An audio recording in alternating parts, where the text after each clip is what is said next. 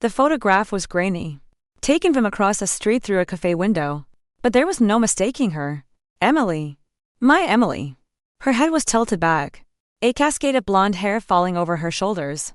She was laughing. It was the kind of genuine, unburdened laugh I hadn't seen in years. The man across from her was leaning in, his hand covering hers on the table. A stranger. "We have more. Mr. Miller," a calm voice said beside me. My hand trembled as I reached for the next photo. My fingers felt like clumsy, useless blocks of wood. This one was clearer. A different day. They were standing outside the cafe. He had his hand on the small of her back. She was 8 months pregnant. Pregnant with my child. Our third child. "Who is he?" My voice was a dry rasp. A stranger's voice in my own throat. "His name is Mark Dawson. We're still looking into his background." The private investigator, David Chen, replied. He slid another folder across the polished desk. "But there's something else you need to see. Something from further back." I couldn't breathe. The air in the small, dim office was thick and suffocating. My world, once a towering skyscraper of success and happiness, was swaying on its foundations. I could feel the steel groaning, the glass beginning to crack, all of it built on a lie I hadn't even known existed. But that was now, the end of everything. Just 1 week earlier, my world had been perfect. The first thing I felt that morning was the gentle rhythm of a tiny foot tapping against my hand. I had fallen asleep with my palm resting on Emily's swollen belly, a nightly ritual that connected me to the new life stirring within her. The digital clock on the nightstand read 6:50 a.m. The alarm wouldn't go off for another 10 minutes. But my body didn't need it anymore. 5 years of marriage, of fatherhood, had hardwired me to the rhythms of my family. Beside me, Emily slept soundly, a faint, peaceful smile on her lips, even with her face slightly puffy from pregnancy. She was beautiful. The morning light filtering through the blinds caught the gold in her hair. I gently stroked her belly, feeling the firm, warm curve of it. Our third baby, a boy, the ultrasound had said. We were going to name him Samuel. "You're awake again," Emily murmured, her voice thick with sleep. She didn't open her eyes. I leaned over and kissed her forehead. Couldn't help it. The little guy's already practicing his soccer kicks. I whispered, "Go back to sleep. It's early." But the moment was broken. The door to our bedroom burst open, and a whirlwind of small human energy exploded into the room. Leo, my 5-year-old son, charged in, already wearing his kindergarten backpack over his dinosaur pajamas. Close behind him was 4-year-old Mia, clutching a stuffed unicorn, her dark curls a tangled mess. "Daddy! Mommy! Get up!" Mia shrieked with delight as she scrambled onto the bed and launched herself onto my chest. I laughed. A deep, full sound that came from my soul, and wrapped my arms around her. "Well, good morning to you too, my little monster." I lifted her effortlessly into the air. "Still in your pajamas. I see. How? But we're having water day at preschool today," she announced proudly. Leo, ever the more serious one, sat quietly beside his mother, placing a careful hand on her stomach. "Mommy, when is the baby coming out?" Emily's eyes fluttered open, and she smiled at him. "Soon, sweetie. Just a few more weeks." I swung my legs out of bed and stretched, watching my children. Leo, with his cautious nature and thoughtful eyes, was my little shadow. Mia, a fearless, giggling force of nature. Was Emily in miniature? That's what I'd always thought. Their looks, too. I glanced at their faces. A casual, fatherly inspection. Leo's wide, hazel eyes were just like Emily's. Mia's determined little chin was a perfect copy of her mother's. I saw myself in their energy, in the way Leo concentrated on his Lego blocks, the same way I focused on a legal brief. It all made perfect sense. Downstairs, the smell of brewing coffee and toasting bread filled our kitchen. It was the scent of home, the scent of my life. Emily came down a few minutes later, still looking sleepy but radiant. At 40, she looked a decade younger. I remember the day I first saw her. 6 years ago, at the law firm. I was a third of 4-year-old senior associate, working around the clock. She was a paralegal, smart, efficient, and so beautiful she made my breath catch. We had a brief, intense courtship and married within a year. I loved her then, and I loved her now. It was the simplest, most fundamental truth of my life. "Coffee?" I asked. holding out the pot. Just decaf for me. Please, she said, rubbing her stomach. You have that big meeting today, right? Yep. The merger. It's going to be a long day. Don't be too late. The kids miss you. The four of us sat around the breakfast table. A perfect portrait of domestic bliss. Leo sang a song he'd learned at school, his voice slightly off-key. Mia chattered endlessly about a new toy her friend had brought to preschool. Emily hummed along to a classical station on the radio, one hand always resting on her belly. I watched them. All of it. And a wave of profound gratitude washed over me. This was it. This was everything I had ever worked for. The walls of our dining room were a gallery of our life together. A photo from our trip to the Grand Canyon. Leo's first birthday. His face smeared with chocolate cake. Mia at the beach, squealing as the waves touched her toes. My eyes drifted over them. In every single picture, we were smiling. The perfect family. Bye, Daddy. Leo called from the doorway, his bright yellow backpack making him look like a little bumblebee. I crouched down and pulled him into a tight hug, kissing his cheek. Be a good boy today. Listen to your teacher. Me too. Me too. Mia ran over, her arms outstretched. I scooped her up, peppering her face with kisses until she giggled uncontrollably. All right, you little rascal. Time to get dressed, Emily said, gently taking Mia from my arms and leading her upstairs. I smiled, watching them go. 40 years old with a third child on the way. My friends joked about it, called me a machine. But I wanted more. I would have happily filled our 5-bedroom house with children. Dressed in my suit, ready for battle in the corporate jungle of Manhattan. I met Emily at the door. She straightened my tie, her fingers warm and familiar against my chest. Try not to be too late tonight, she said softly. I'll do my best. I promise. You said that yesterday, and you got home at 10. Tonight's different. I swear. I kissed her forehead, then bent down to kiss her stomach. She winced slightly. He's kicking like crazy today. It's getting tough. Just a little longer, I said. Soon we'll finally get to meet him. Waiting for the elevator in my luxury apartment building, I scrolled through my phone, checking the day's schedule. 9 a.m. partner meeting. 10 a.m. client conference call. 2 p.m. court appearance. It was a packed schedule, but it was the normal routine for a managing partner at one of New York's top law firms. I had reached this position at 40.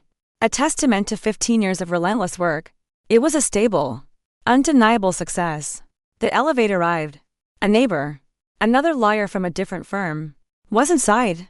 Morning, Miller, he said. Keeping busy. You know how it is. I replied with a small smile. Kids doing well? They're great. We've got another one on the way. Actually. No kidding. At her age, you're a better man than I am. He laughed. My wife would kill me. I felt a familiar sense of pride. I knew he was envious, not just of the third child, but of the whole package. The unshakable career, the beautiful wife, the happy home. It was the American dream, and I was living it. Driving into the city, I caught my reflection in the rearview mirror. The lines around my eyes were deeper than they were a few years ago, but my face was still full of life. The radio broadcasted financial news as the Manhattan skyline grew larger in my windshield. The morning traffic was, as always, a nightmare. But instead of feeling frustrated, I felt a sense of calm. I used the time to look at a photo on my phone from our trip to a theme park last weekend. Leo on the carousel, Mia with a cloud of pink cotton candy. Emily sat on a bench, her belly large and prominent, but she was smiling brightly. I parked in the company garage and took the express elevator to my office on the 25th floor. A few junior associates were already at their desks. Good morning, Mr. Miller. Morning. You're in early. Just finishing up that report for the 9 o'clock meeting. It'll be on your desk in 20 minutes. I nodded and walked into my corner office. The view was spectacular. A panoramic vista of the city. I could still remember the thrill I felt when I first sat in this chair. 5 years ago, right after Emily and I got married. On my desk, amidst the neat stacks of files, were framed photos. Leo at his t-ball game. Mia's first day of preschool. A family portrait from last Christmas. Everything was perfect. My loving wife. My 2 beautiful children. And a third on the way. I took a sip of my coffee and spread out the files for the merger case. It was a complex, multi-billion-dollar deal. But I was used to it. In my 40 years of life, 15 of them in the legal world. There was nothing I couldn't handle. This was the ordinary morning of James Miller, a morning that had repeated itself for 5 years. A routine I believed would continue for the rest of my life, at least. Until that day. I came home late that evening. Just after 8. Emily was on the sofa, reading a novel. The kids were playing quietly in their rooms. "Sorry I'm late again," I said, loosening my tie and sitting next to her. "It's okay. Did you eat?" "Had to take the client out for dinner." She closed her book and looked at me. Just then, her phone buzzed on the coffee table. She glanced at the screen, and her expression flickered for a fraction of a second before she stood up. "Excuse me," she said, a little too quickly. "I have to take this." She walked into our bedroom and closed the door behind her. I watched the closed door, a strange, unfamiliar feeling stirring in my gut. It had happened a few times before. When I'd asked who it was, she always gave a vague answer. An old friend from work. Her sister. I tried not to think much of it, but a small, nagging question always remained. Just then, Leo walked into the living room, holding a picture book. "Daddy, can you help me with my homework?" I pulled him onto my lap and looked at the book. It was about the importance of telling the truth. He fiddled with a crayon and looked up at me with his big, innocent eyes. "Daddy, are people who lie bad people?" The question caught me off guard. I looked into his trusting face, and for a reason I couldn't explain, my throat felt tight. I stroked his hair and answered slowly. "Well, it can be complicated sometimes, Leo, but you should never lie to your family." "Why not?" "Because family has to trust each other. Without trust, you're not really a family." Leo nodded seriously and started writing something in his workbook. At that moment, Mia came skipping into the room, holding a small hand mirror. "Look, Daddy," she said, holding the mirror up to my face. "My eyes and your eyes are different shapes." I looked from my reflection to hers. She was right. Her eyes were large and round, like Emily's. Mine were narrower, more almond-shaped. A brief, cold silence fell between us. I forced a smile. "That's because you have Mommy's beautiful eyes," I said. I found myself staring at Leo's face, really studying it. The shape of his nose, the curve of his lips, the set of his ears. A sudden, suffocating feeling rose in my chest. I pushed it down. "You look a lot like Mommy, too," I said, my voice sounding strained to my own ears. Emily came out of the bedroom, her expression a little tense. "Who was on the phone?" I asked casually. "Oh, just an old colleague. Nothing important," she said quickly, changing the subject. "You too. It's time for your bath. Go on. Get ready for bed." After the kids were in the bathroom, I found myself tidying the framed photos on the wall. I picked one up. A family portrait we'd taken last spring under a cherry blossom tree. I stared at my children's faces in the picture. Something felt off, an unease I couldn't put into words. I shook my head, trying to clear it, and put the frame back. "You can't doubt your family," I told myself. "That's wrong." "What are you doing?" Emily asked from behind me. "Nothing. Just straightening the pictures." Her eyes lingered on a photo of the two of us from when we first started dating. Her expression hardened for a moment. "What is it?" I asked. "What are you thinking about?" "Nothing," she said, turning away. "I just don't like talking about the past." She was always like that. Whenever I brought up her life before me, she would change the subject or leave the room. I didn't know much about her past. She told me her parents had died when she was young and that she had no siblings. She didn't seem to have many friends, either. For 5 years, I had accepted it as just a part of who she was. Later that night, as I lay in bed beside her, I couldn't sleep. Leo's question echoed in my mind. "Are people who lie bad people?" I looked at Emily's face, illuminated by the moonlight. She was so beautiful. But suddenly, she felt like a stranger.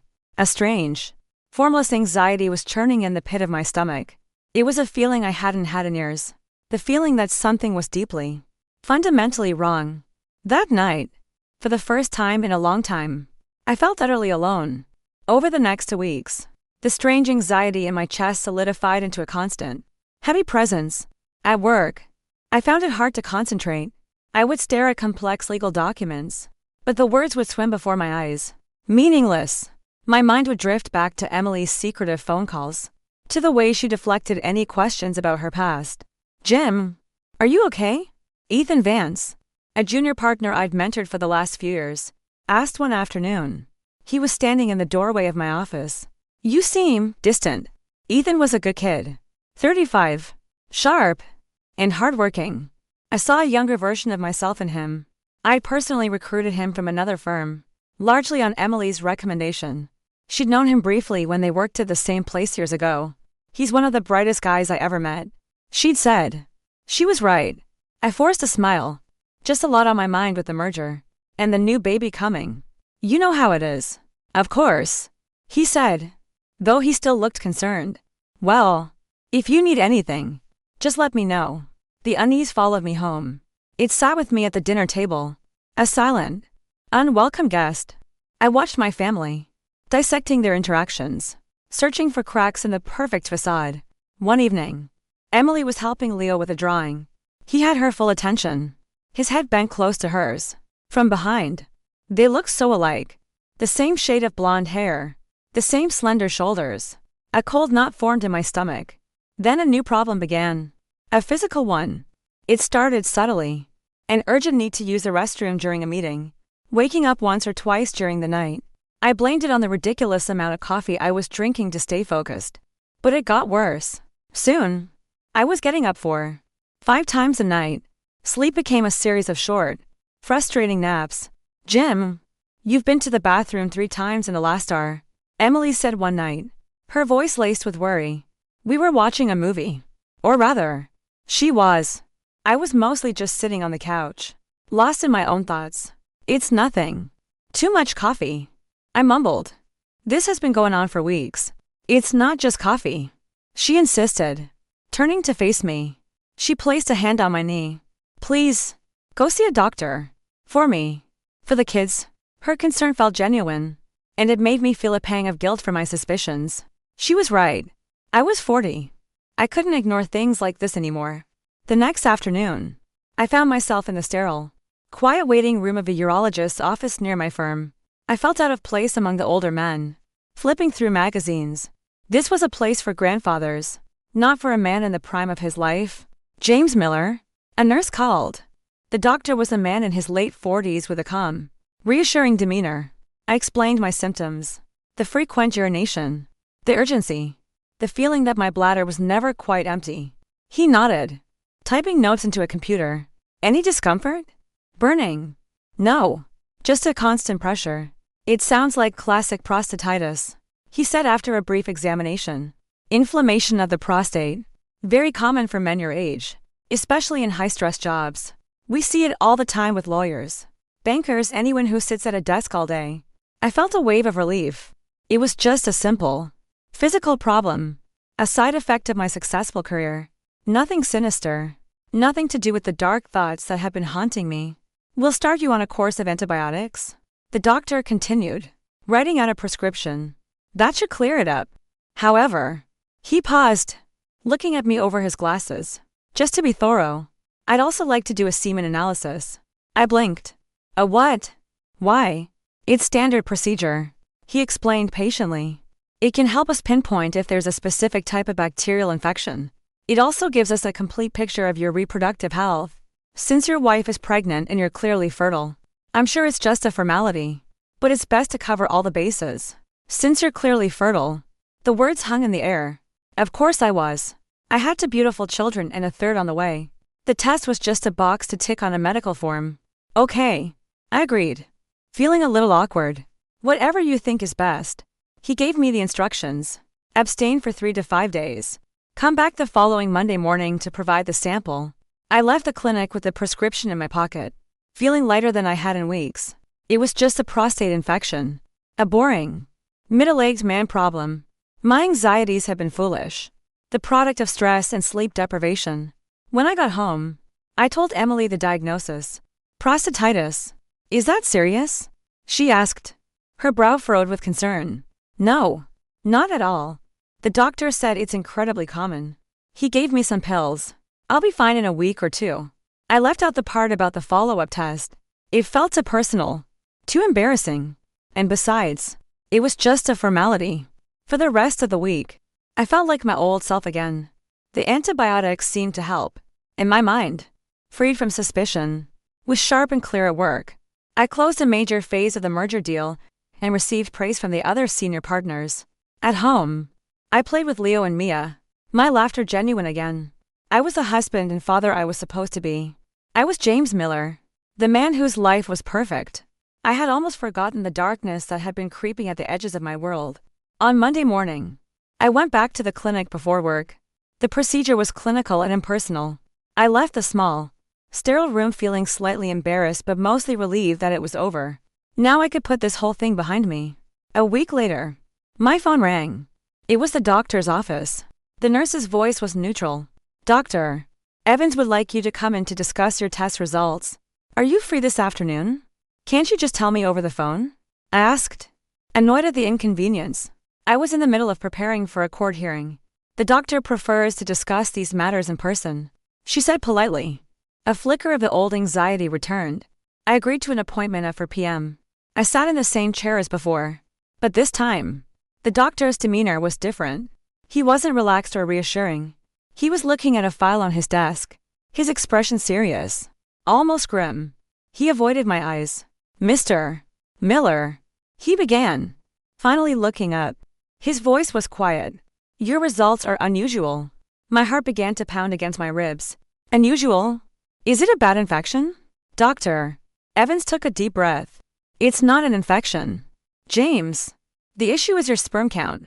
The analysis shows 0 sperm in your seminal fluid." I stared at him, uncomprehending. The words didn't make sense. It was like he was speaking a foreign language. 0? What does that mean?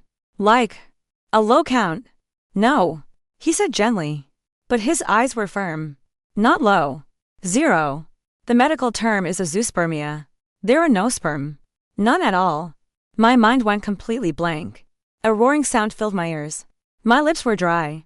I tried to speak, but only a croak came out. That can't be right. There must be a mistake. I have 2 children. My wife, she's pregnant right now. The doctor looked genuinely perplexed. He picked up my file again, flipping through the pages as if the answer might be hidden there. That's what I found so unusual. I ran the test twice to be certain. The results were the same. So we ran some additional hormonal tests, based on your hormone levels. "This appears to be a congenital condition." "Congenital?" The word was a punch to the gut. "Yes. It means you were born with it. It's likely a structural issue. Something that prevented the production or transport of sperm from ever developing correctly." "Which means you've been this way your entire life?" "My entire life." The room started to spin. I gripped the arms of the chair to keep from falling.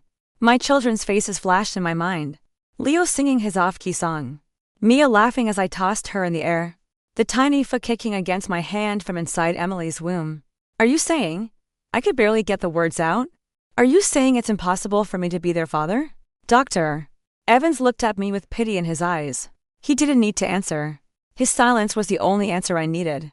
I stumbled out of the clinic in a daze. I don't remember walking to my car or getting in. I just found myself sitting behind the wheel, staring at the traffic passing by on Park Avenue. My hands were shaking so badly I couldn't put the key in the ignition. A mistake.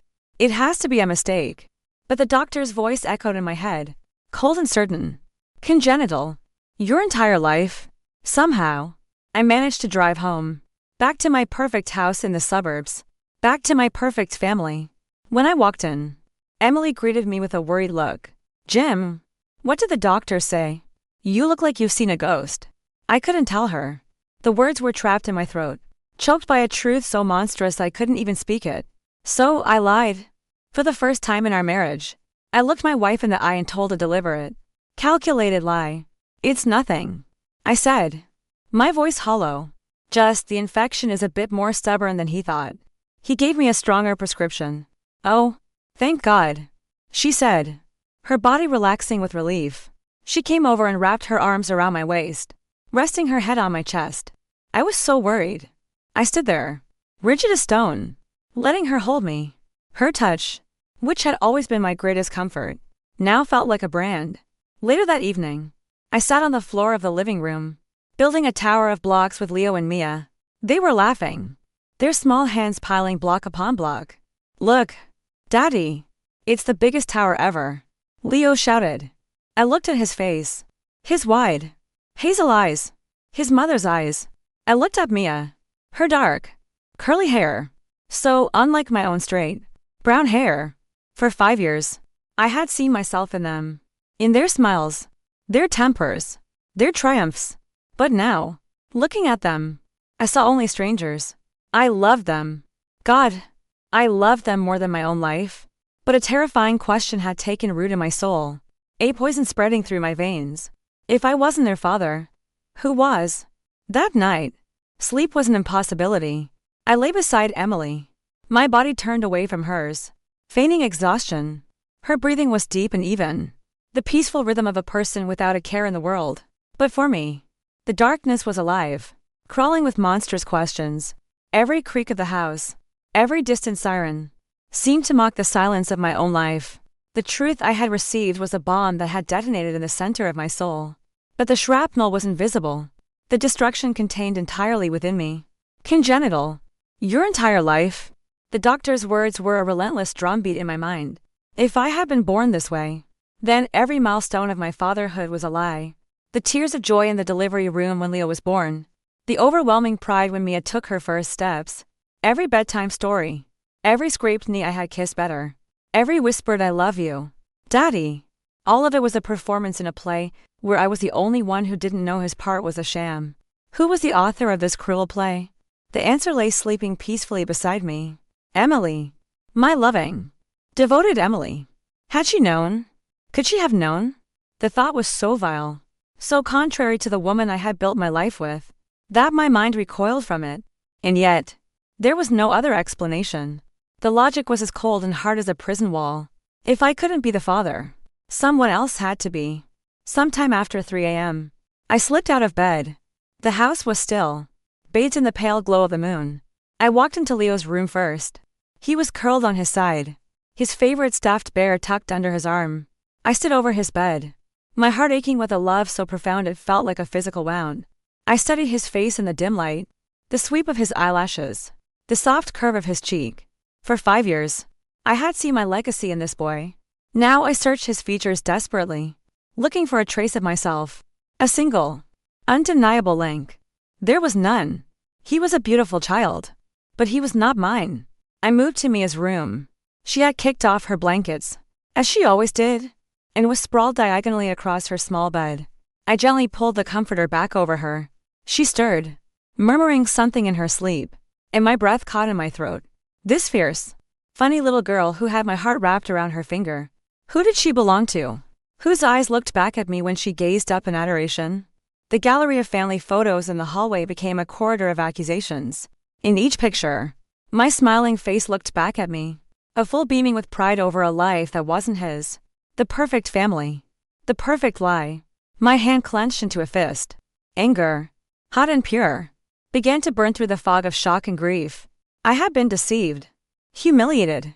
My entire existence as a husband and a father was a fraud. I needed to be sure. A single doctor, a single test, could be a mistake, a 1 in a million error. Hope, however irrational, is a stubborn thing. I needed a second opinion. The next day at work was torture. I moved through my meetings like an automaton, my voice steady, my arguments precise, but my mind was 1,000 miles away. I looked at my colleagues, at the junior associates who respected me, at the partners who saw me as their equal. I felt like an imposter. During my lunch break, I didn't eat. I locked my office door and researched the top fertility specialists in New York. I found a renowned clinic affiliated with Columbia University. I made an appointment for the following week under an assumed name, paying in cash up front to avoid any insurance records. This was a secret I had to guard with my life. For the next week, I lived a double life. At home, I played the part of the loving husband and father, the strain of the performance carving new lines into my face. I listened to Emily talk about her plans for the new baby's nursery. I helped Leo with his reading homework. I pushed Mia on the swings in our backyard. But with every hug, every kiss, the question hammered in my brain. Whose child is this? I became an obsessive observer of my wife. I watched the way she handled her phone, always keeping its screen down on the counter. I noted the time she would take calls in the other room. Her voice lowered to a murmur. These were things I had barely noticed before, dismissing them as insignificant. Now they seemed like clues in a devastating mystery. One evening, I asked her, as casually as I could, "Do you ever keep in touch with old friends from the firm? Before you worked with me?" She was folding laundry, her back to me. Her hands paused for a fraction of a second. "Not really," she said, her voice even. "Everyone moves on." "Why do you ask?" "No reason. Just curious." The day of my appointment at the second clinic arrived. The waiting room was filled with anxious-looking couples holding hands. They were here hoping for a miracle. For the family I thought I already had. The irony was a bitter pill. I went through the same tests, the same impersonal procedures. The doctor, a brisk, professional woman, told me the results would be ready in a few days. The waiting was agony. Every moment was stretched thin with a terrible combination of dread and a desperate, flickering hope. When the call came, I stepped out of a partner's meeting to take it. I stood in a sterile, empty hallway, the city skyline visible through a floor-to-ceiling window. "Mr. Smith," the nurse said, using my alias. "Dr. Randall has your results." And my own voice sounded faint. "The diagnosis is confirmed. Azoospermia. There is no sperm present. The hormonal profile is consistent with a congenital condition." The phone slipped from my sweaty palm and clattered to the marble floor. The faint hope I had clung to was extinguished. It was true. All of it. I leaned against the cold glass of the window. The bustling city below a meaningless blur. The grief was overwhelming. A physical force that buckled my knees. I had lost something I never knew I didn't have. I had lost my children. The grief, however, quickly gave way to a cold, hard rage. I had been played for a fool. For 5 years. My home had been a stage. My bed a place of betrayal. My love, my trust, my entire life had been used as a cover for someone else's secret. I could no longer live in this suffocating uncertainty. I couldn't confront Emily without proof. She would deny it. She would lie. She would turn it around and make me the villain. The crazy, suspicious husband. I knew her. Or at least, I thought I did. Now I realized I didn't know her at all. That evening, after putting the children to bed, I sat in my home office, the glow of the laptop illuminating my face. My fingers, steady now with cold resolve, typed words into the search bar that I never imagined I would. Private investigator. New York City. Infidelity. Discretion. The name David Chen came up repeatedly. Highly recommended. Professional. Meticulous. His office was in a nondescript building in Midtown. I stared at the phone number on the screen for a long time. Making this call was crossing a line. It was an admission that my marriage was not just troubled, but a potential crime scene. It was an active war against the woman I had promised to love and cherish. But my life as I knew it was already over. The James Miller who existed 2 weeks ago was dead. Killed by a quiet doctor in a quiet office. What was left was a man who needed answers. A man who needed the truth, no matter how ugly it was. My hand was shaking as I dialed the number. Chen Investigations. A calm, professional voice answered. I took a deep breath. "My name is James Miller," I said, my voice barely a whisper.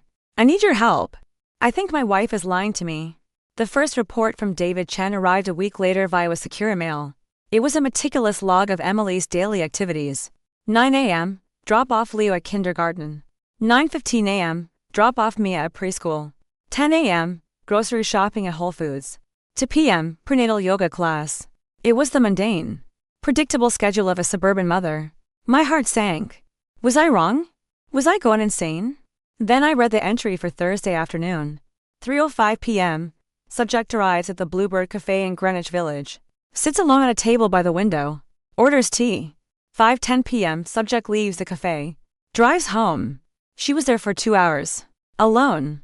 It was odd. An 8 months pregnant woman traveling all the way into the city just to sit by herself in a cafe. For 2 hours? It felt wrong. She met no one. I asked Chen over the phone. No one. He confirmed.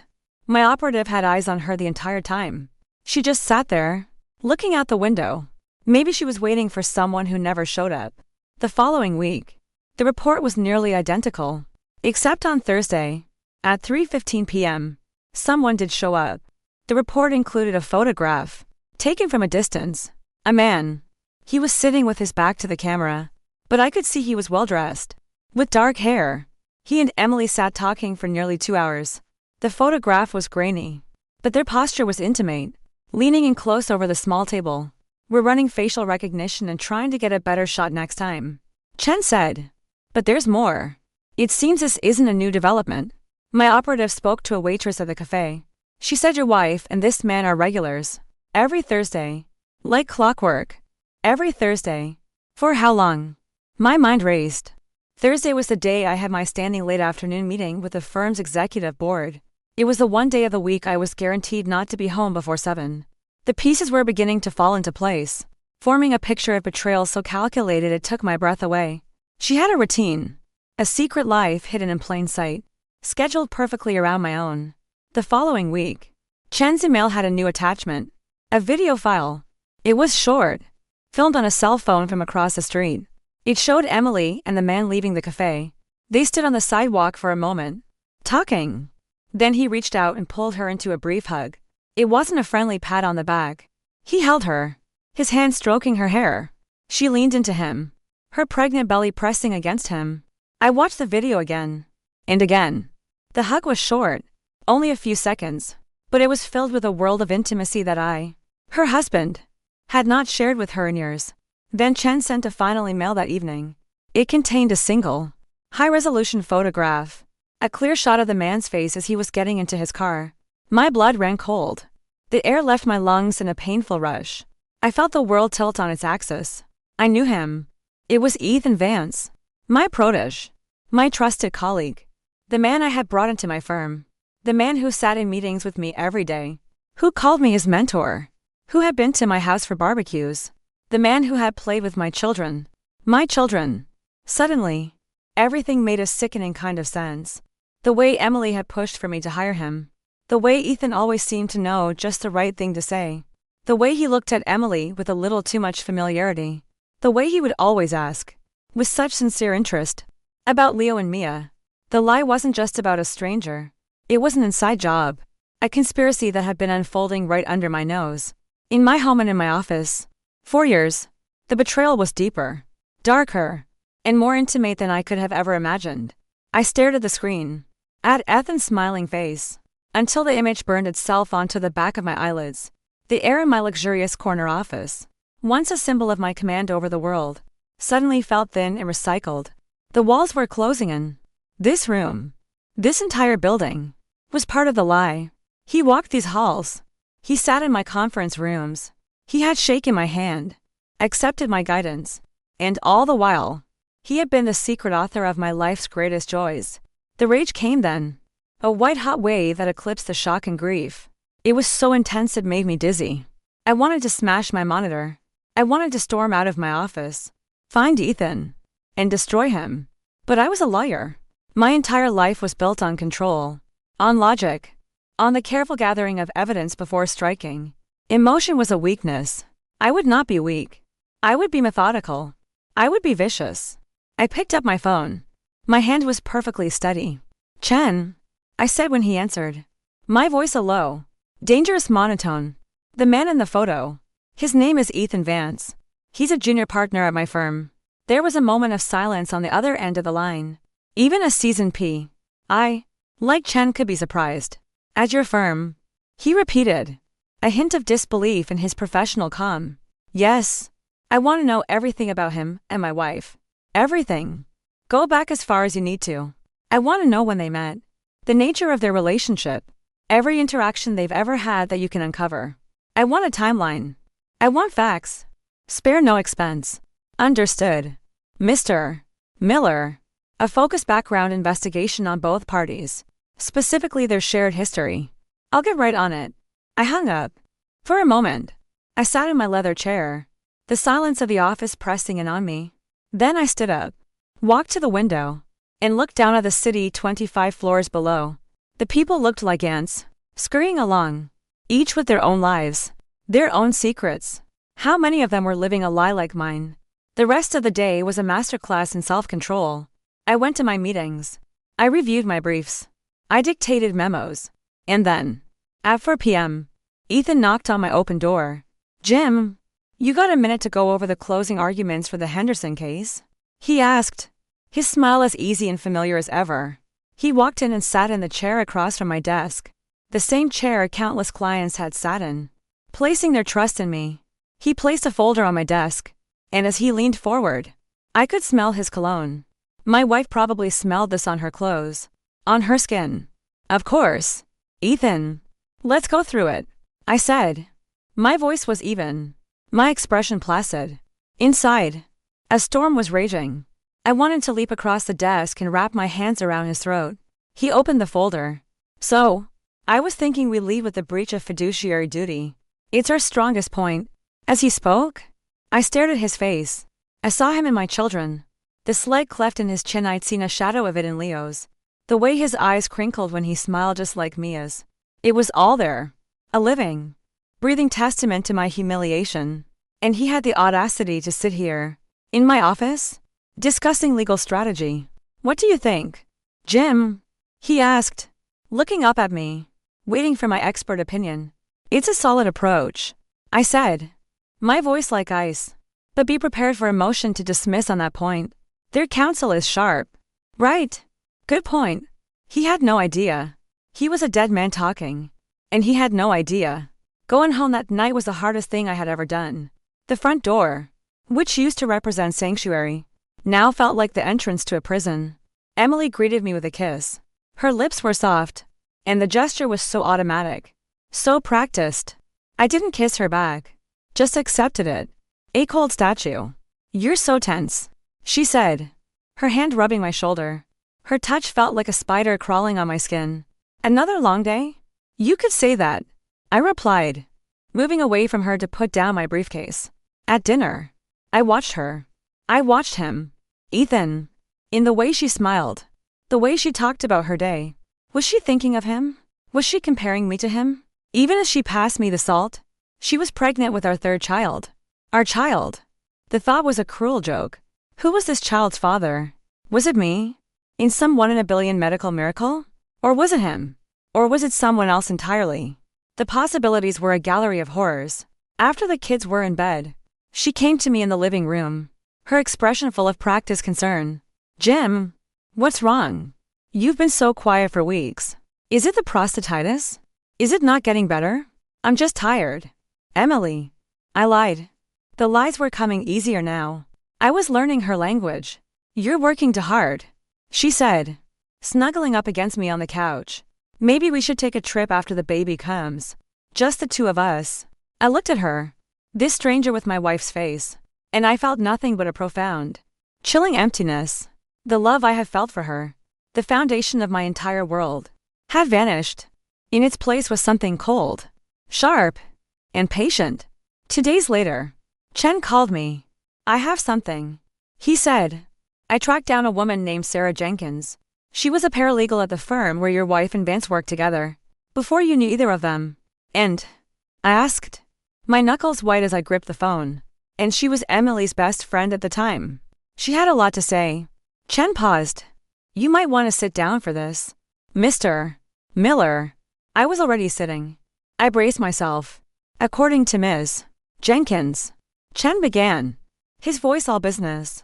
Your wife and Ethan Vance weren't just colleagues. They were in a very serious, very passionate relationship. For over a year. It was the office's worst kept secret. They were talking about getting married. My chest tightened. So, this wasn't a recent affair. This was a ghost from the past, one that had never been exorcised. What happened? I asked, my voice hoarse. That's where it gets complicated. Vance's family is old money. They apparently didn't approve of Emily. They thought he could do better than a paralegal with no family connections. There was a lot of pressure. Around the same time, you started at the firm as a senior associate. You were successful, respected, single. According to Sarah, Emily saw you as an opportunity, a better one. The clinical, detached way Chen described it made it all the more brutal. I wasn't the love of her life. I was a strategic upgrade. She broke up with Vance and started pursuing you. Chen continued. He was heartbroken. But here's the critical part. Sarah is adamant about the timeline. When Emily told you she was pregnant with your first child, Leo, she had only broken up with Ethan 6 weeks prior. 6 weeks. I did the math in my head. A cold dread washed over me. Sarah said that at the time, everyone in their circle assumed the baby was Ethan's. Chen's voice was relentless. stripping away every last layer of my denial. They were all shocked when she announced she was marrying you instead. When you got married so quickly. People just whispered and let it go. And when she later recommended you hire Ethan at your new firm, Sarah thought it was the strangest thing in the world. She said it was like Emily wanted to keep him close. Like she was collecting trophies. I felt nauseous. The story of my life, the story of my beautiful family, was a sordid little office drama. I was the unwitting fool. The convenient solution to her problem. And Ethan, was he a victim too? Or a willing participant in this charade? The final piece of the puzzle fell into place the next day. Chen sent one last email. The subject line was just one word: financials. I opened the attachment. It was a copy of a bank statement, a recurring monthly transfer, from Ethan Vance's personal account to a private account in Emily Miller's maiden name, an account I never knew existed. The transfers were for $2,000 every month, for the last 5 years, starting the month after Leo was born. It wasn't a loan. It wasn't a gift. It was a payment. It was child support, hidden under the guise of a secret bank account. This wasn't a past betrayal. It was an ongoing, active conspiracy. My home was not just built on a lie. It was being financed by it. My best friend and my wife were business partners in the greatest fraud ever perpetrated against me. I closed the laptop. The rage I had been suppressing was gone. The grief was gone. All that remained was a terrifying clarity. I knew exactly what I had to do. The time for observation was over. The time for playing the fool was over. I would start with him. I would get a confession. And then, I would burn their world to the ground. That evening, I sent Ethan a text message. Need to talk. Meet me at the Oak Room. 9 p.m. I chose the location carefully. It was an old, dark wood-paneled bar in Midtown. A place where powerful men made quiet deals. It was usually half empty on a weeknight. Hushed and somber. It was the perfect place to dismantle a man's life. He replied almost immediately. Sure. Everything okay? We'll talk when you get there. I typed back. I was there first. I chose a secluded booth in the back corner, away from the bar. The low, amber lighting cast long shadows across the room. I ordered a glass of bourbon. Neat. I didn't drink it. I just held the cold, heavy glass in my hand. Its weight a small anchor in the storm raging inside me. He arrived at 9 o'clock sharp, sliding into the booth opposite me. He looked concerned. Jim, what's going on? Your text sounded serious. I didn't answer right away. I just looked at him. My expression unreadable. I studied his face. The face I had seen in my children. The face of the man who had been my friend. The lies were so deeply embedded. They had become a part of his features. He was a walking, breathing fraud. I went to the doctor recently. Ethan. I began. My voice quiet but carrying the weight of a death sentence. He looked confused. Okay, is this about your health? You know you can talk to me about anything. The sincerity in his voice was sickening. I almost laughed. They ran some tests. A lot of tests. And they found something. Something I was born with. A congenital condition. I let the words hang in the air, watching his face for any flicker of recognition. Any sign that he understood where this was going. He just looked puzzled. Concerned. It's called azoospermia. I continued. My eyes locked on his. It means I have a 0 sperm count. It means I can't have children. It means I've never been able to have children. I saw it then. The subtle shift. The blood draining from his face, leaving his skin pale and clammy under the dim bar lights. His confident posture faltered. The easy smile vanished, replaced by a mask of dawning horror. He knew. In that instant, he knew that I knew. Jim, I don't understand. He stammered. But his eyes darted away, unable to meet my gaze.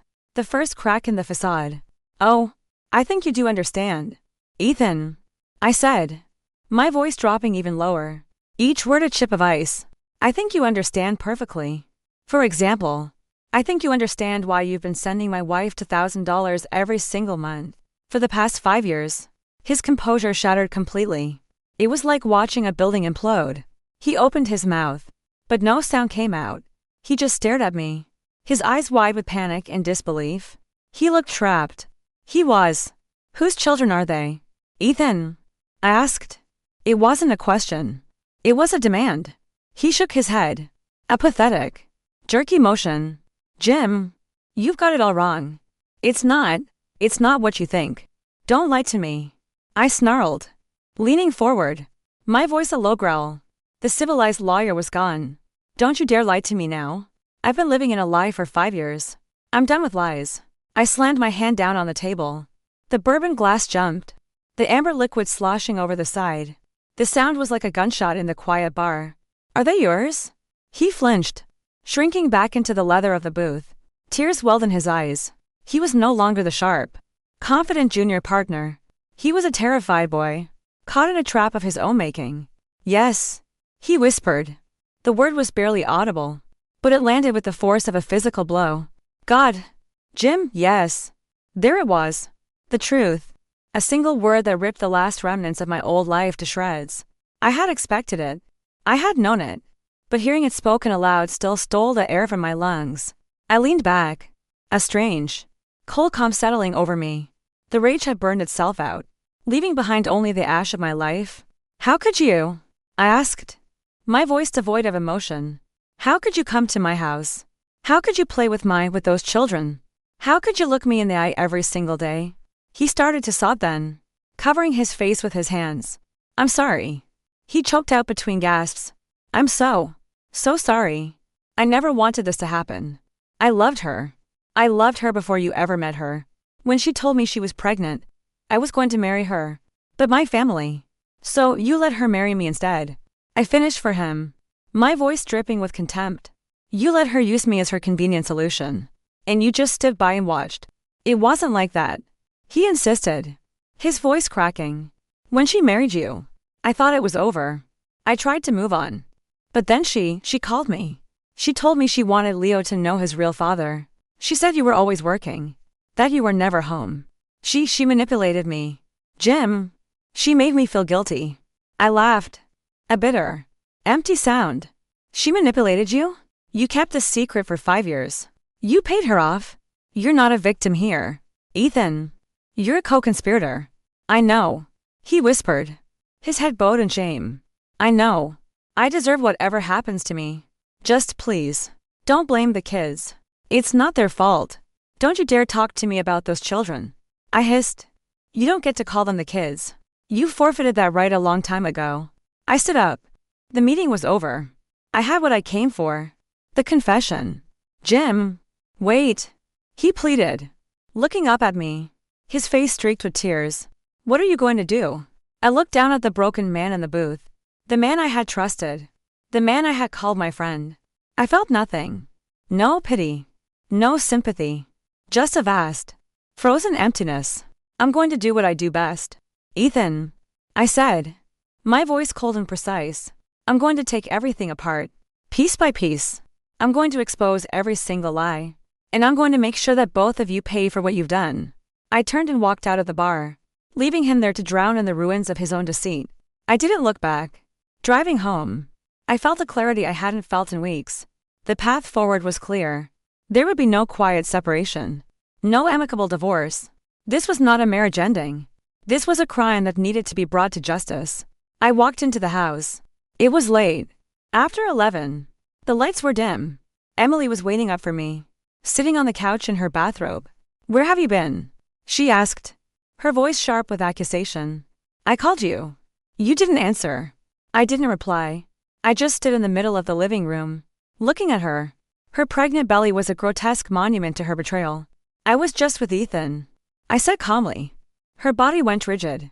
I saw the same fear in her eyes that I had seen in his. The fear of being caught. Oh, she said, trying to sound casual, but her voice was strained. What about? A case? In a way, I said, walking slowly towards her. We were talking about family, about children, about honesty. I stopped in front of her, forcing her to look up at me. We talked about Leo and Mia. What about them? She asked, her voice trembling now. She knew. He must have called her, warned her. But there was no escape. He told me everything. Emily, I said. My voice was quiet, but it filled the room. He told me they're his children. He told me about the money. He told me about the lie you and I have been living for 5 years. She stared at me, her mouth slightly open, her face a pale mask of shock. The color drained from her cheeks, leaving her looking old and frail. For a moment, I thought she would deny it. That she would try to lie her way out of it one last time. But she didn't. Her expression shifted. The fear in her eyes was replaced by something else. Something hard and defiant. She slowly got to her feet, her hand resting on her swollen belly. A gesture that seemed both protective and defiant. "So what if they are?" she said, her voice low and venomous. "You love them. You were a good father to them. What does it matter where the DNA came from?" I was stunned into silence by her audacity. There was no remorse. No apology. Only defiance. "What does it matter?" I repeated, my voice shaking with a rage that was beyond anything I had ever felt before. "You built my entire life on a foundation of lies. You stood at the altar and you made vows to me. You let me believe those children were mine. You let me love them, pour my soul into them, all while knowing you had betrayed me in the most fundamental way a person can be betrayed. I gave you a family." She shrieked, her voice rising to a hysterical pitch. "You should be thanking me. The doctor said you could never have children. I gave you children. I gave you this perfect life you were so proud of. Without me, you'd be nothing but a lonely, pathetic man in an empty house." The sheer, monstrous ego of her words hit me like a physical blow. She wasn't just a liar. She was a narcissist of the highest order. In her twisted reality, she was the heroine of the story, and I was the ungrateful recipient of her magnificent deception. I looked at the woman standing before me, her face contorted with rage, and I felt like I was seeing her for the very first time. And I knew, with absolute certainty, that there was nothing left to salvage. There was only scorched earth. Without another word, I turned around, walked to the hall closet, and took out an overnight bag. I went upstairs to her bedroom and began throwing clothes into it. She followed me, yelling, crying, pleading. "Where are you going? You can't just leave. What about the children? What about the baby?" I zipped the bag shut and turned to face her one last time. "They are not my children," I said, my voice as cold and dead as my heart, "and that is not my baby." I walked past her, down the stairs, and out the front door, closing it softly behind me. I left the keys on the hall table. I didn't slam the door. I didn't want to wake the children, the innocent children sleeping upstairs, who were about to have their own lives blown apart, all because of the selfish, tangled lies of the two people who were supposed to protect them. I drove aimlessly through the deserted suburban streets, the manicured lawns and stately homes of my neighborhood, blurring into a meaningless tableau of a life that no longer belonged to me. Each house was a silent monument to the kind of domestic peace I had just lost. Or rather, the peace I had never truly had.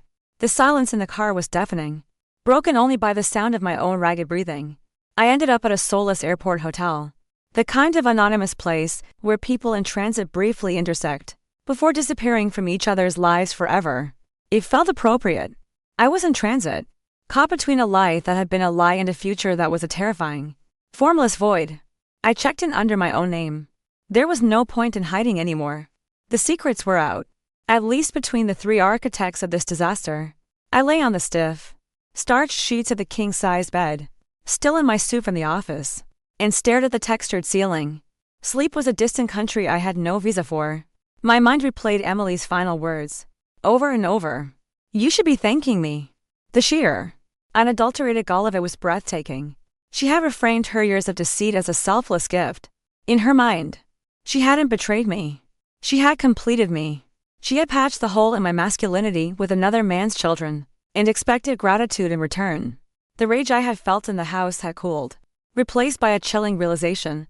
The woman I married was not just deceitful. She was profoundly unwell. There was a moral vacancy at her core, a black hole where empathy and remorse should have been. My phone buzzed on the nightstand. A text from Emily. "Where are you? Come home. We can talk about this." Another came a few minutes later. "You're overreacting. Don't throw away our family because of a mistake I made years ago." A mistake? She called 5 years of systematic deception, of calculated lies, of raising another man's children under my roof. A mistake? I didn't reply. I turned the phone off and threw it into the corner of the room. I needed silence. I needed to think.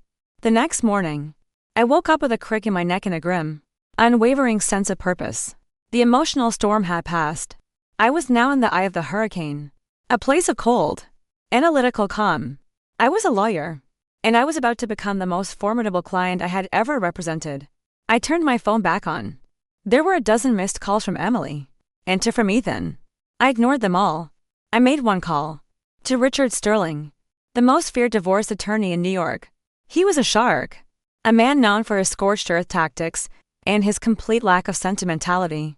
He was exactly what I needed. Sterling. His gruff voice answered. Richard. It's James Miller. Jim. To what do I owe the pleasure? Don't tell me one of your corporate clients is finally getting a conscience. It's not for a client. Richard. It's for me. I need to hire you. I'm leaving my wife. There was a brief pause. I see. He said, his tone shifting from jovial to all business. When can you be in my office? An hour. I sat across from Richard in his minimalist, art-filled office overlooking Central Park.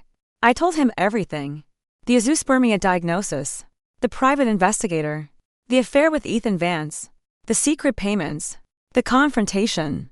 I laid out the facts clinically, as if I were describing a corporate merger gone wrong, not the complete evisceration of my personal life. He listened without interruption, his steepled fingers resting on his chin.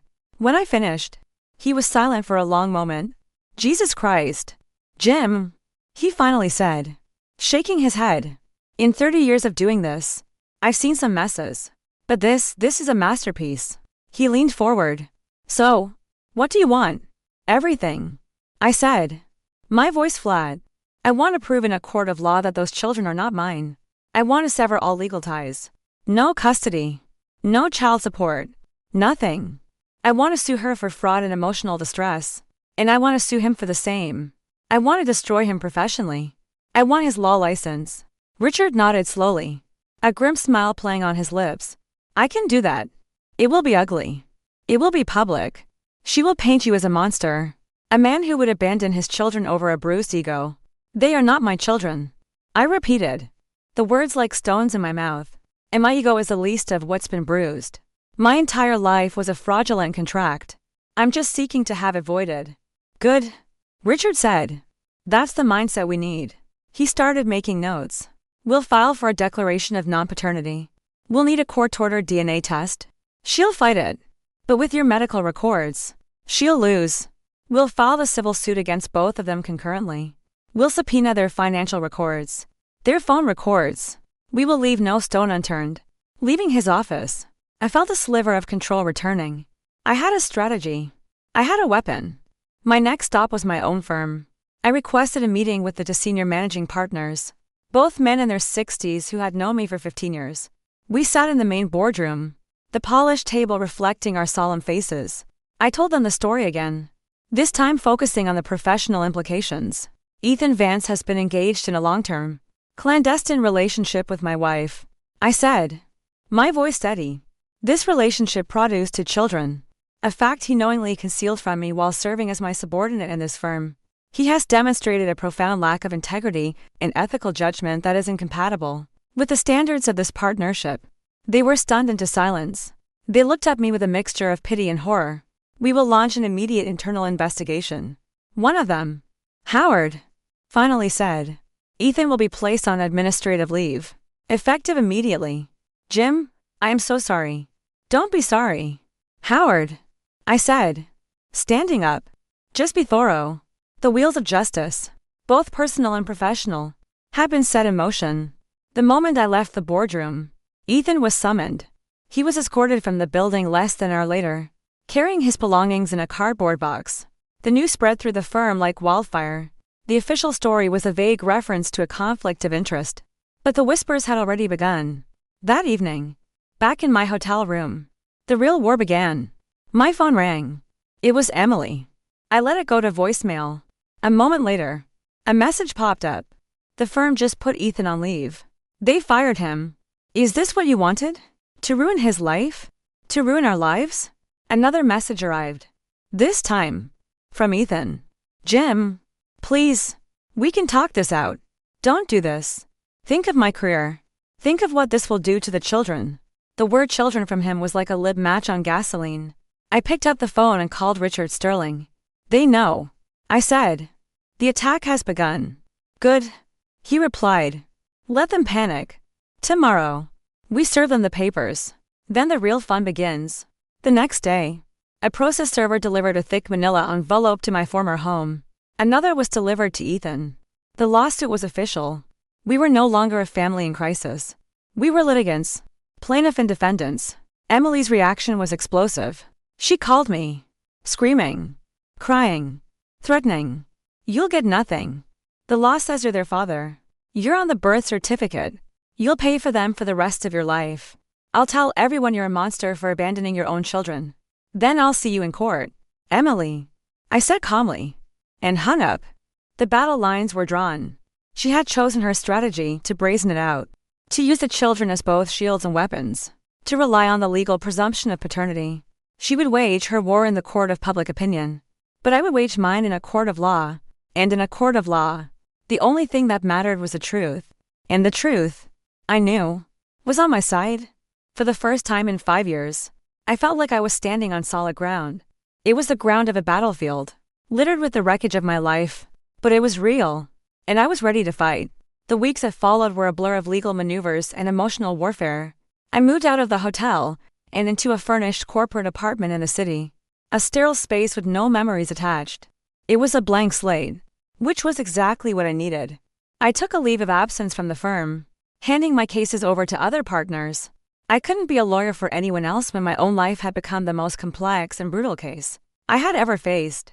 My days were spent in Richard Sterling's office, preparing for the fight. We compiled every piece of evidence, my medical records, Chen's surveillance reports, Ethan's bank statements. We prepared depositions, drafted motions.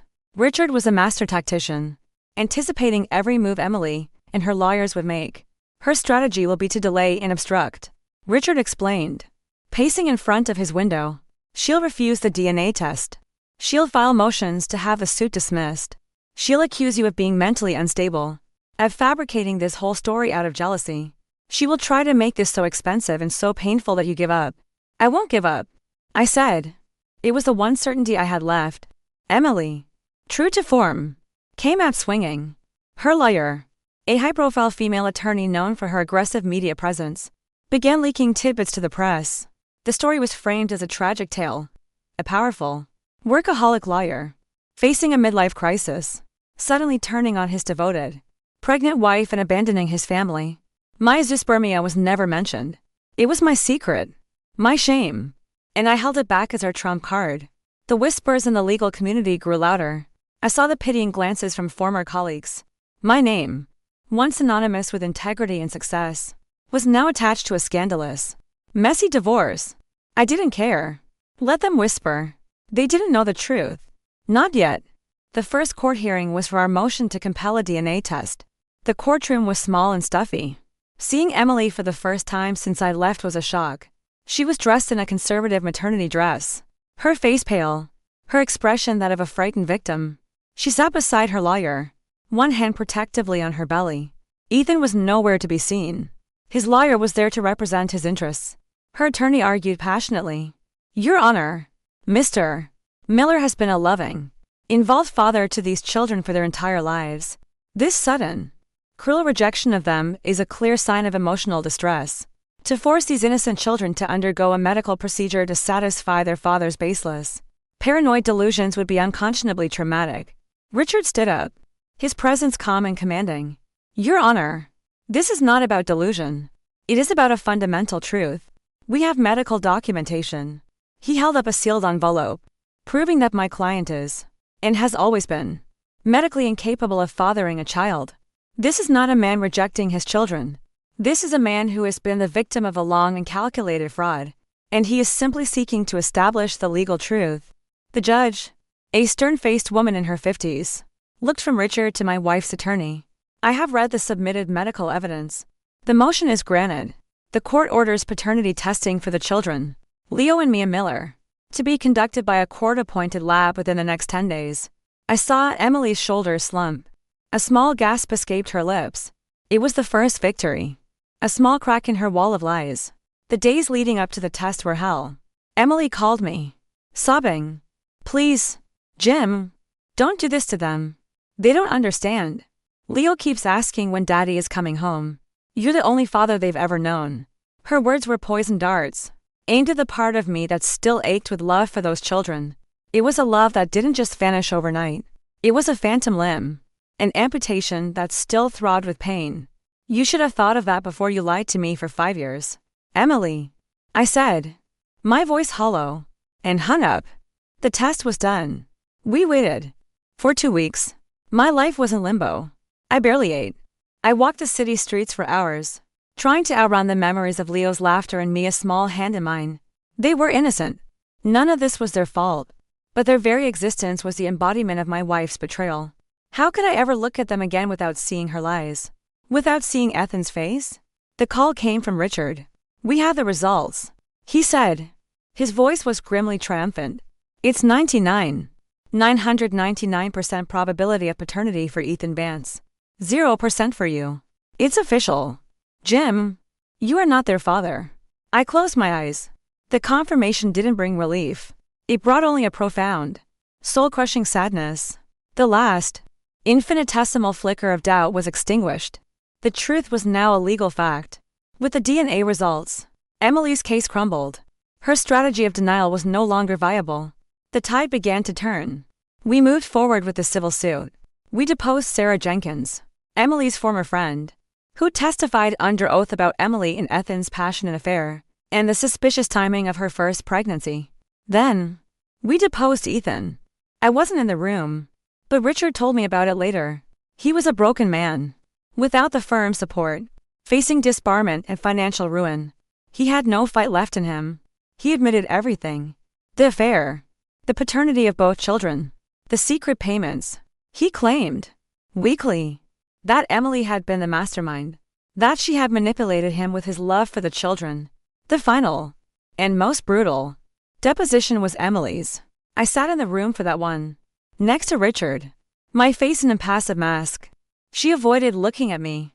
Faced with the irrefutable DNA evidence and Ethan's confession, her lies fell apart. Her lawyer tried to object, to shield her. But the questions were relentless. Mrs. Miller, when you told my client you were pregnant with Leo, did you know there was a possibility that Ethan Vance was the father? She hesitated. I wasn't sure. But you didn't tell my client about that possibility, did you? No. And when you discovered you were pregnant with Mia, you had also recently been intimate with Mr. Vance. Is that correct? She began to cry. Yes. And for 5 years, you accepted $2,000 a month from Mr. Vance into a secret bank account. Is that correct? Yes. She whispered, her voice cracking. Richard leaned forward for the final blow. Mrs. Miller, why did you do it? Why did you perpetrate this fraud against the man you married? She looked up then, her eyes, red-rimmed and filled with tears, finally meeting mine. But there was no remorse in them, only a bitter, venomous resentment. Because he could give me a lie that Ethan couldn't, she said, her voice dripping with scorn. Because he was the better bet, and because he was so desperate for a perfect family. He was too blind to see the truth right in front of him. It was her final, defiant act, to wound me one last time, to insist that my love for my family was nothing more than pathetic blindness, a weakness she had expertly exploited. The judge's ruling came down a month later. It was a complete and total victory. The declaration of non-paternity was granted. Leo and Mia were legally declared not to be my children. My name would be removed from their birth certificates. All financial obligations were terminated. In the civil case, the judge was scathing. She called Emily and Ethan's actions a conspiracy of deceit, staggering in its cruelty and duration. She awarded me a substantial sum in damages, enough to cripple both of them financially for years to come. The State Bar Association, citing the judge's findings, began proceedings to permanently disbar Ethan Vance. It was over. I had won. I had exposed the lies. I had gotten justice. But as I walked out of the courthouse into the bright afternoon sun, I felt no triumph. There was no elation. I felt only the immense, hollow weight of my victory. I had successfully amputated the last 5 years of my life. I was free. But I was also completely, utterly alone. A few weeks later, my lawyer arranged for one final meeting. Emily had agreed to let me see the children one last time, to say goodbye. I met them at a park near my old house. It was a crisp fall day. The leaves were turning brilliant shades of red and gold. Emily brought them and then waited by her car, a stony-faced guardian. Leo and Mia came running towards me. Daddy! Leo yelled. I knelt, and they crashed into me, their small arms wrapping around my neck. I hugged them tightly. burying my face in their hair, breathing in the familiar, sweet scent of them. My heart felt like it was being torn into. "Are you coming home now, Daddy?" Mia asked, her big, dark eyes looking up at me. They were Ethan's eyes. I swallowed the lump in my throat. "No, sweetie," I said, my voice thick with emotion. "Daddy has to go away for a while. For work." It was a lie. A final, protective lie. What else could I say? How do you explain a truth like this to a 4- and 5-year-old? "Will you come back?" Leo asked, his voice small. I'll always love you," I said, which was the only truth I had left to give them. "You be good for your mom, okay? And look after each other." I hugged them one more time. A fierce, desperate embrace. Then I stood up. Before I broke down completely. "Go on now," I said softly. "Your mom is waiting." I watched them run back to her. Leo looked back over his shoulder once, his face confused and sad. I gave a small wave. He waved back. Then they got in the car and drove away. Out of my life? I stood in the park for a long time. Until the sun began to set. Until the air grew cold. I had lost a family. But I had reclaimed my life. And I knew, standing there in the ruins, that the long, difficult work of rebuilding was just beginning. 1 year later, the alarm on my phone read 6:50 a.m. I was already awake. The habit was ingrained. A muscle memory from a life that no longer existed. But the reason for it was gone. The bed beside me was empty. The sheets cool and undisturbed. There were no tiny footsteps to listen for. No whirlwind of childish energy about to burst through the door. There was only silence. And in the silence, for the first time in a long time, there was peace. My new apartment was smaller. A clean, modern 1-bedroom in a high-rise overlooking the East River. The view wasn't of a manicured lawn and a quiet suburban street, but of the relentless, pulsating energy of Manhattan. The walls were a neutral gray. The only art was a large, abstract canvas of blues and blacks that I'd bought because it reminded me of a stormy sea. It was a space that held no ghosts. There were no family photos on the walls. No tiny shoes left by the door. No crayon marks hidden on the baseboards. It was just my space. I made coffee. Enough for 1 mug. I toasted 1 slice of bread. My routine was efficient, solitary. After the divorce, after the legal battles had ended and the dust had settled into a fine gray powder over the ruins of my life, I had made a clean break. I resigned from my partnership at the firm. I couldn't walk those halls anymore. Couldn't sit in that corner office that had been the backdrop for so much of the lie. The pursuit of that kind of success, of that perfect-looking life, now seemed like a hollow, foolish ambition. I sold the house in Westchester, splitting the proceeds with Emily as dictated by the court. I let her have everything inside of furniture we'd picked out together, the dishes we'd eaten from, the framed photos of our fraudulent family. I didn't want any of it. They were relics of a false religion, and I was no longer a believer. Now, I worked for a small nonprofit that provided legal aid to low-income families. The pay was a fraction of what I used to make, but the work felt real. My clients weren't powerful corporations. They were ordinary people fighting eviction, navigating custody battles, seeking asylum. Their problems were raw and honest. There was no pretense. After living in a world of sophisticated deceit, their brutal honesty was a balm to my soul. On my way out of the apartment building, I held the elevator for my neighbor, an elderly woman named Mrs. Gable. "Good morning, James," she said with a warm smile. "Off to save the world again." I smiled back, just trying to save 1 small piece of it at a time. It was a simple, pleasant exchange. It was real. I no longer had to perform the part of the successful family man. I could just be James, a man who lived alone, who worked for a nonprofit, who said good morning to his neighbors. It wasn't the life I had planned, but it was an authentic one. That afternoon, on my way back from the courthouse, I saw him. Ethan. He was coming out of a different building, a low-rise office block that housed title companies and paralegal services. He wasn't wearing one of his expensive suits anymore. He was in a rumpled shirt and slacks, carrying a worn leather briefcase. He looked older, tired. The confident swagger was gone, replaced by the stooped shoulders of a man carrying a heavy burden. Our eyes met across the busy sidewalk. For a split second, the world seemed to stop. I saw a flash of panic in his eyes, then shame. He looked away first, turning abruptly and walking in the opposite direction. disappearing into the anonymous crowd. I felt nothing. No anger. No satisfaction.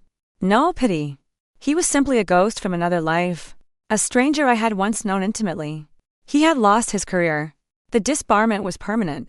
I had heard he was doing paralegal work now. A shadow of his former self.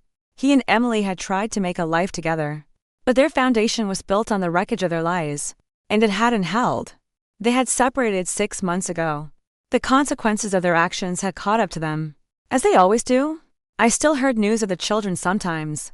Through the grapevine of mutual acquaintances I couldn't completely sever. Leo had started first grade. Mia was in kindergarten.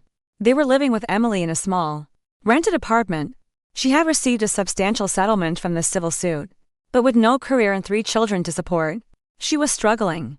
She still maintained her website, a blog about motherhood. But her narrative had shifted.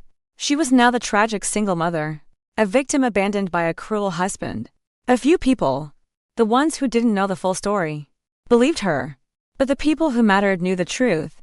Did I miss the children? The question was a constant, low-grade ache in my chest. I missed the idea of them. I missed a little boy who asked me serious questions about the world and a little girl who launched herself into my arms. The love I had felt for them had been real. It was the only real thing in the entire 5-year mirage. But they were a part of a life that had almost destroyed me. To see them would be to reopen a wound that was just beginning to scar over. For their sake. And for mine. I had to stay away. They deserved a life free from the toxic fallout of their parents' deceit. Ethan was their father now. In law and in fact. It was his duty to raise them. I hoped, for their sake, that he would do it well. That evening, I sat in my quiet apartment, watching the city lights flicker to life. The television was off. I preferred the silence. Emily had sent in a mail a few months ago. It was the first time she had ever written the words, "I'm sorry." It was a short, stilted message, asking for nothing. I didn't know if she meant it, or if it was just another manipulation. I deleted it without replying. Forgiveness was a currency I didn't have to spend. I opened a journal I had started keeping this past year. I wrote down a few lines. A practice I had adopted to clear my head before sleep. Another day. A quiet day. An honest day. I spoke with a client whose landlord is trying to illegally evict her. I think we can win. I saw Ethan today. Felt like looking at an old photograph of someone I no longer know. The ache for the kids was there today. But it was softer. A bruise. Not a fresh wound. I am alone. But I am not lonely. For the first time, I feel like I am living my own life. I put the pen down and looked out the window. The river below was a dark ribbon, threaded with the glittering reflections of the city. A year ago, I had lost everything I thought I held dear: my wife, my children, my perfect life. I had been a man whose entire identity was a lie. But in losing that life, I had been given a strange, painful, and precious gift. The truth. Happiness wasn't a perfect family in a big house in the suburbs. It wasn't the envy of my peers or a partnership at a prestigious firm. I had learned, the hard way, that true happiness could only be built on the bedrock of reality. And my reality was this: a quiet apartment, a meaningful job, a solitary life. It wasn't a life I would have chosen.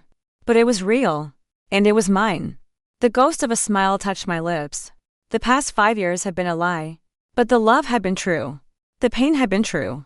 And the peace I felt now, in the quiet solitude of my own life, was the truest thing of all.